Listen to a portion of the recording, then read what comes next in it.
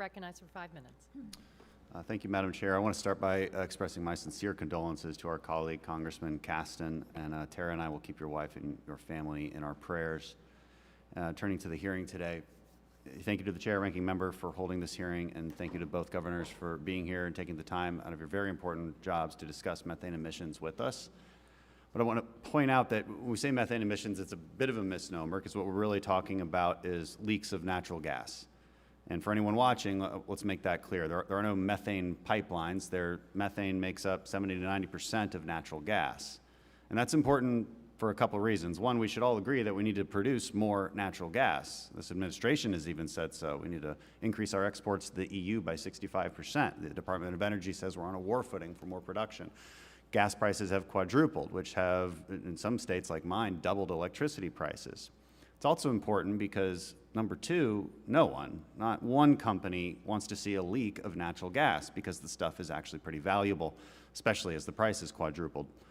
And as we see these electricity prices increase drastically, I got to ask, why are we discussing regulations and requirements that would reduce natural gas production when electricity prices have recently doubled?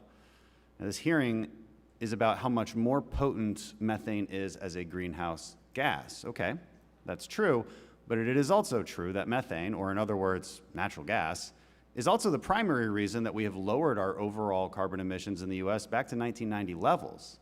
Even the UN IPCC has acknowledged this due to the fact that natural gas displaces huge amounts of coal. In the end, we're talking about leaks during natural gas processing and transport, which by all estimates only really account for a very tiny fraction of emissions.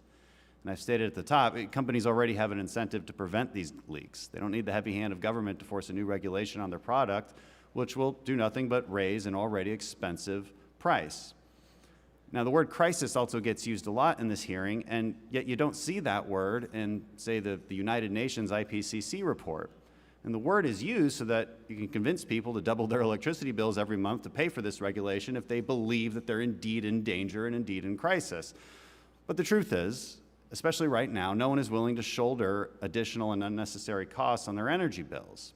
So we're seeing an administration talk outside of both sides of their mouth. The Department of Energy says we're on a war footing to increase energy production. The EPA says we're on a war footing to roll out rule after rule that is chilling investment in energy production.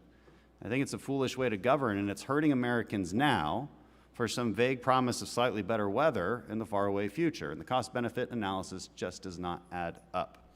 So I want to turn to Governor Gordon and just generally ask you, how will these regulations, requirements affect production in your state at a time when I think we all agree we need more production?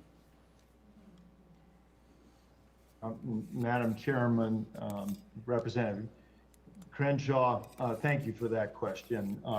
Additional regulation is always an inhibitor to any kind of business proposition, and it will raise the price, particularly on fuel.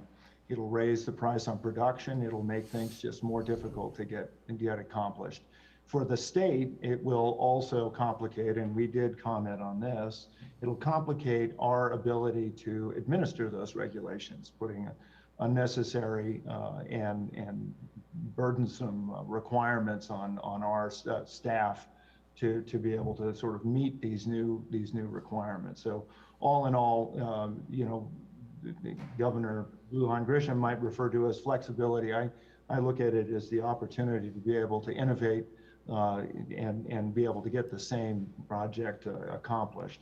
I would point out, and this is a particular issue for production in Wyoming, we have taken 2 refineries offline and converted them to renewable fuels.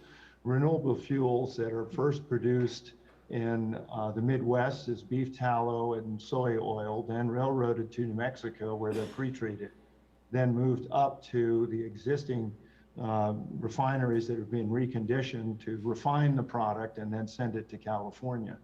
That all is an energy loss.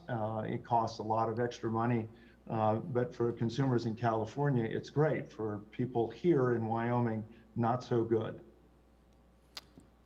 And I assume, Governor Grisham, you probably disagree, but I'm not sure we have enough time to ask you why. I yield back. Thank you. Thank you. Next